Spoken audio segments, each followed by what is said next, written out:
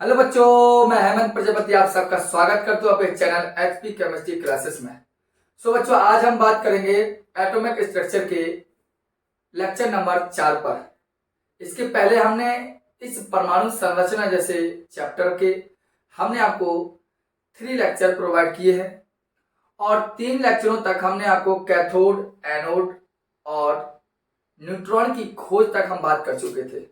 जैसे कि बच्चों आप देखते हैं, ये थॉमसन का परमाणु मॉडल पर आज हम बात करेंगे और जैसा कि आपको बताया है कि यह चौथा लेक्चर होगा इस चैप्टर का।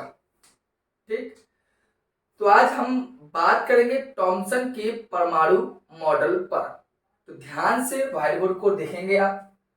तो पहली बात करेंगे परमाणु के संबंध में थॉमसन ने अपना जो मॉडल दिया वो है क्या, और उस मॉडल में क्या बातें हुई और क्या क्या हमें जानकारी उनसे मिलती है।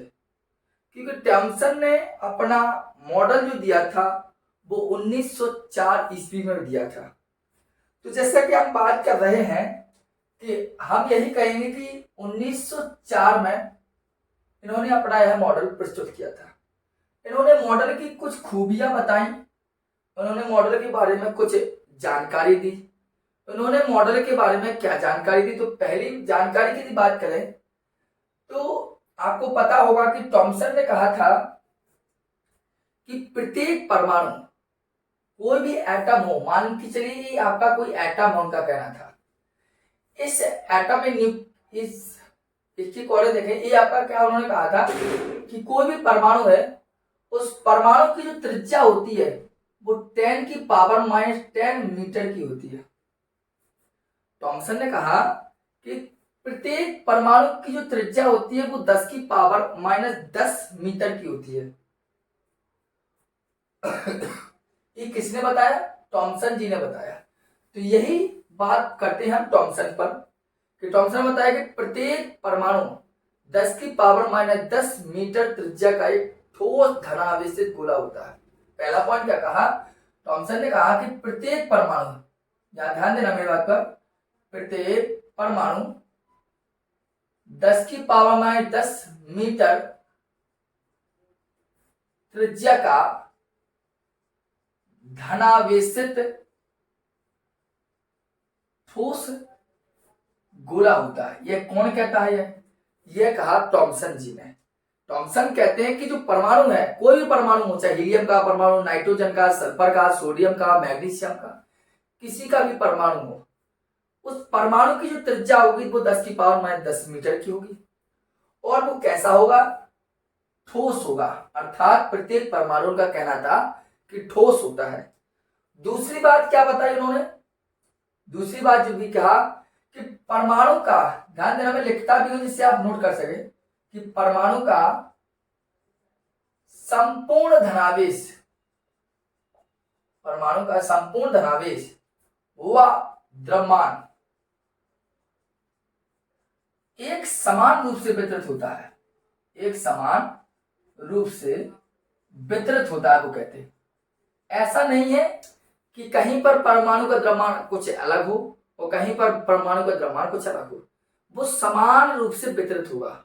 ये बात कहते हैं आपके थॉमसन भाई साहब। ठीक है, और साथ में उन्होंने एक बात और बताई। जैसे कि आपको पता है, कोई भी आपने सुना होगा, थॉमसन के मॉडल को तरबूज मॉडल भी कहा जाता है। क्यों कहा जाता है? क्योंकि आपको पता है कि जैसा आपका सपोज दैट तरबूज होता है, और तरबूज में आपने देखा कि पूरा का पूरा भाग रेड कलर का होता है। कैसा होता है? रेड कलर का। और बीच बीच में जो रेड कलर के भाग होता है, बीच बीच में कुछ ब्लैक कलर के बीज भी होते हैं तरबूज में, इस प्रकार धसे होते हैं। दोबारा बात सुनना, थॉमसन के मॉडल को हमने कहा तरबूज मॉडल भी कहा जाता है। क्यों कहा जाता है? क्योंकि थॉमसन ने बताया कि जिस प्रकार तरबूज का जो गूदा होता है, जिसे हम रेड कलर का जो भाग होता है, उस तरबूज के रेड कलर के भाग को थॉमसन ने कहा यह धनावेशित भाग है। तरबूज का जो रेड कलर का भाग है उसे थॉमसन ने क्या कहा? ये धनावेशित भाग है। और जो तरबूज के अंदर जो बीज होते हैं उन्हें इलेक्ट्रॉन कहा। इसलिए तीसरा जो पॉइंट होता है कि प्रत्येक परमाणु 10 मीटर त्रिज्या का धनावेश से ठोस गोला है, एक पॉइंट होता है। और परमाणु का संपूर्ण द्रव्य व द्रव्यमान एक समान से वितरित होता है। और होता है कि जिस प्रकार, ध्यान देना, जिस प्रकार तरबूज के गूदे में उसके बीज धसे होते हैं, बीज नहीं, बीज धसे होते हैं, वैसे ही परमाणु में इलेक्ट्रॉन धसे होते हैं। इसके बाद ध्यान देना, ये परमाणु की मॉडल थॉमसन ने इस मॉडल को दिया था। क्या बताया मैंने आपको पहले भी कह दिया कि सबसे पहले परमाणु के संबंध में मॉडल किसने प्रस्तुत किया? तो परमाणु के संबंध में मॉडल प्रस्तुत किया आपने थॉमसन जी ने। किसने प्रस्तुत किया? थॉमसन जी ने। ठीक है, थॉमसन ने क्या बताया कि प्रत्येक परमाणु 10⁻⁻10 मीटर त्रिज्या का धनावेशित ठोस गोला होता है। दूसरी बात बताई थॉमसन जी ने कि परमाणु का संपूर्ण धनावेश तथा द्रव्यमान एक समान रूप से वितरित भी होता है, कहीं ज्यादा कहीं कम नहीं होता उन्होंने कहा। तीसरी बात कहते हैं कि जिस प्रकार तरबूज होता है और तरबूज के पूरे भाग को भी कहते हैं, जो रेड कलर का भाग है उसको मान लीजिए आप धनावेशित भाग, उसमें जो बीज है वो मान लीजिए ऋणावेशित भाग। ठीक है, तो इसी प्रकार उन्होंने कहा कि जिस प्रकार तरबूज के गूदे में उसके बीज धसे होते हैं, वैसे ही परमाणु में इलेक्ट्रॉन होते हैं जगह जगह पर। इसलिए परमाणु वो थॉमसन के मॉडल को हम तरबूज मॉडल भी कहते हैं। क्या मॉडल कहते हैं? तरबूज मॉडल कहते हैं। किसके मॉडल को कहते हैं? थॉमसन के मॉडल को। इतनी बात क्लियर होगी आपको? अब थॉमसन के मॉडल को हमने क्या कहा? तरबूज मॉडल भी कहते हैं। क्यों कहते हैं आपके समझ में आ चुकी होगी। अब इसी के संबंध में आपको बता दूं, मैंने अभी ये लिखा है, मिटाऊंगा नहीं, कोई समझा दिक्कत नहीं। इसी के संबंध में आपको पता होगा एक रदरफोर्ड नाम का वैज्ञानिक आया, रदरफोर्ड नाम का वैज्ञानिक आया। और आपको पता है कि रदरफोर्ड ने अल्फा प्रकीर्णन प्रयोग किया था। क्या किया? अल्फा प्रकीर्णन प्रयोग। और आपको पता है रदरफोर्ड ने ही 1911 में नाभिक की खोज की थी। नाभिक की क्या की थी? खोज। किसने की थी? रदरफोर्ड ने की थी 1911 में। मस्तिष्क में डाल लीजिए, क्वेश्चन पूछा जाए कि नाभिक की खोज किसने की, तो आप बताएंगे रदरफोर्ड ने। क्लियर बात? अब रदरफोर्ड ने, मैंने कहा, अल्फा प्रकीर्णन प्रयोग किया था। थॉमसन ने जब एक बात बताई कि परमाणु ठोस गोला होता है, यार रदरफोर्ड परेशान, बोले ऐसा कैसे हो सकता है कि ठोस गोला है? तो बोले कैसा है? तो रदरफोर्ड ने रेडियो एक्टिव किरणों से या रेडियो एक्टिव तत्वों से जो अल्फा बीटा और गामा किरणें निकलती हैं, तो रदरफोर्ड ने रेडियो एक्टिव तत्वों से कुछ अल्फा कणों को लिया। मैंने क्या बताया कि रदरफोर्ड ने रेडियो एक्टिव तत्व से अल्फा कणों को लिया और विभिन्न प्रकार की धातुओं की पन्नियों पर उनको डाला और देखा क्या, वो हम आपको भाई बता रहे हैं। देखिए दोबारा सुन लीजिए, रदरफोर्ड ने कौन सा प्रयोग किया? पहली बार अल्फा प्रकीर्णन प्रयोग। इससे क्या निष्कर्ष निकला? नाभिक की खोज हुई थी। कैसे बताया? तो हमने आपको बताया कि रदरफोर्ड ने रेडियो एक्टिव कणों से कुछ अल्फा कण लिए और कई प्रकार की धातु, सोने की पन्नी पर भी उन्हें प्रयोग किया था। कहा जाता है ऐसा कि विभिन्न धातु की पन्नों पर उन्होंने अल्फा कणों की बौछार कराई और उनसे जो निष्कर्ष निकले वो आपके सामने है। जैसे उन्होंने कहा, मान लीजिए ये आपका परमाणु है, वो कहते हैं, ठीक है, ये क्या है आपका परमाणु। ये अभी मैंने बनाया, उस समय जब इन्होंने प्रयोग किया था तब उन्हें पता नहीं था कि प्लस चार्ज होता है। ठीक है, चलिए ध्यान दीजिए। तो मैंने कहा कि रदरफोर्ड ने क्या किया, कुछ अल्फा कण लिए, कुछ अल्फा कण उन्होंने देखा कि कुछ अल्फा कण बिना विचलित हुए सीधे निकल जाते हैं, सीधे निकल जाते हैं। जैसे कुछ अल्फा कण लिए और जो किसी धातु पर डालते हैं, अच्छा धातु की पन्नी पर डालते हैं परमाणु पर, तो उन्हें देखा कि कुछ अल्फा कण है बिना विचलित हुए सीधे निकल जाते हैं। देखो कैसे निकल जाते हैं, बिल्कुल सीधे, बिना विचलित हुए बिल्कुल सीधे निकल जाते हैं बिना। इससे रदरफोर्ड ने निष्कर्ष निकाला कि परमाणु ठोस गोला नहीं है। क्यों? अगर ये ठोस गोला होते तो जो अल्फा कण डाले वो वापस आ जाते, सीधे थोड़ी निकलते। सोचिए वो सीधे ही चले गए, सीधे नहीं निकलते। क्यों? क्योंकि इसका मतलब है, रदरफोर्ड ने कहा कि जब हमने अल्फा कण डाले तो ये परमाणु को भेदते हुए सीधे निकल जाते हैं। अब सीधे निकल गए तो इसका मतलब है कि परमाणु का अधिकांश भाग खोखला होता है। रदरफोर्ड ने निष्कर्ष करा और थॉमसन के निष्कर्ष को गलत ठहरा दिया कि परमाणु ठोस होता है तो निकल जाते हैं। जिससे क्या लिखा, हम लिख सकते हैं जिससे रदरफोर्ड ने क्या लिख रहा हूं मैं, आप लिख लीजिए। रदरफोर्ड ने निष्कर्ष निकाला कि परमाणु का अधिकांश भाग खोखला होता है, खोखला होता है। अगर खोखला होता है तो थॉमसन की बात को गलत ठहरा दिया उन्होंने। थॉमसन के निष्कर्ष को गलत बताया कि परमाणु क्या है, ठोस गोला है। यह गलत बता दिया, स्पष्ट रूप से समझ लीजिए। क्योंकि यदि वो खोखला ना होता, अगर ठोस होता तो वापस आ जाती करना।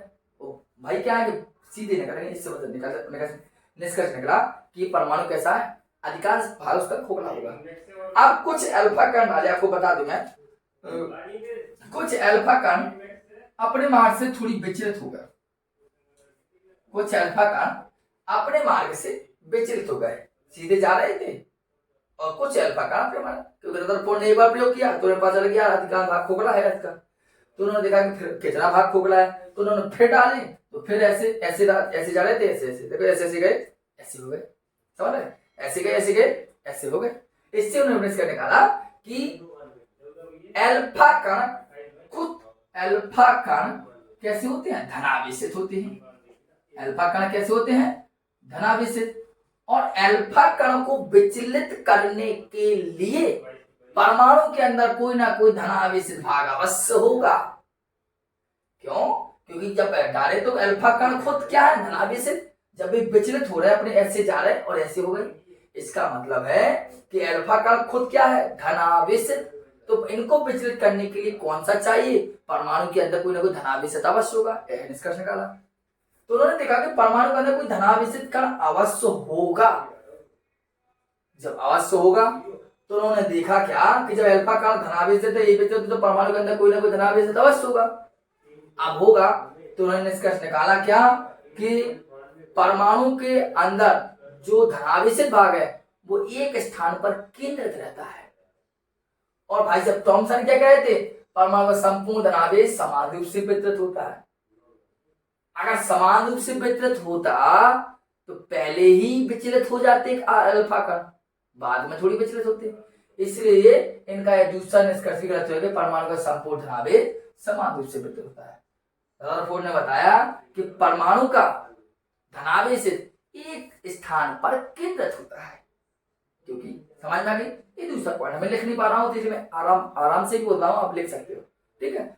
अगर आप आगे बात करें तो कम से कम आपको बता दूं 20,000 अल्फा कण उन्होंने डाले, और 20,000 अल्फा कणों में से केवल एक अल्फा कण अपनी ही दिशा में वापस लौट आता है। इससे निष्कर्ष निकला कि परमाणु का संपूर्ण द्रव्यमान और धनावेश एक अत्यंत सूक्ष्म भाग में केंद्रित होता है, जिसे न्यूक्लियस बोला जाता है, जिसे नाभिक बोला जाता है। जिसे क्या बोलते हैं, नाभिक। समझ में आता गई?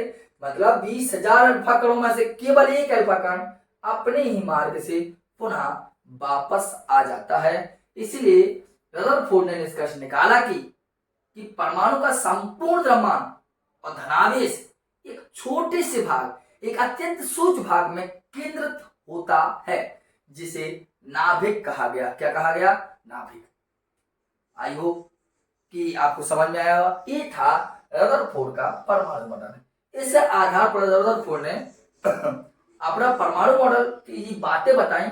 इसके बाद रदरफोर्ड ने अपना खुद का मॉडल दिया। क्या दिया वो हम आपको थोड़ी देर में बात करें, जब तक इतना लिख लीजिए आप। ठीक,